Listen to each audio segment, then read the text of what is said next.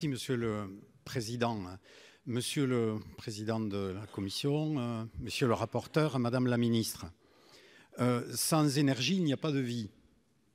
Et ces questions sont au cœur de préoccupations de nombre de nos concitoyens, surtout dans le contexte géostratégique que nous connaissons. J'ai en mémoire des échanges que nous avions eus à l'Assemblée nationale il y a quelques années, suite au Grenelle de l'environnement et du reste l'objectif très louable des 3 x 20. Réduire de 20% les émissions de gaz à effet de serre, faire de telle sorte que nous puissions réduire de 20% notre consommation d'énergie, avoir 20% d'énergie renouvelable. Force est de constater que nous n'avons pas atteint cet objectif. S'il est important et essentiel de développer je veux dire, tous les éléments de réflexion et de stratégie que nous devons avoir à la matière, force est de constater que les choses, nous les faisons dans un ordre qui n'est pas un ordre logique. Nous aurions dû avoir une grande loi relative à la programmation d'une stratégie énergétique de notre pays, comme du reste en son temps le général de Gaulle l'avait voulu pour notre pays.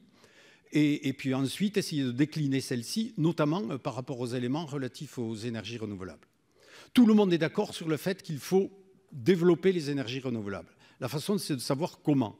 Et de savoir si ces énergies renouvelables seront développées en lien avec les territoires, avec les acteurs de nos territoires, ou imposées d'en haut en fonction de directives et de stratégies nationales pas acceptées par les élus locaux. Moi, je prends un exemple. Dans le parc naturel régional du Haut-Languedoc, il y avait un objectif qui a été atteint d'avoir 300, par exemple, éoliennes.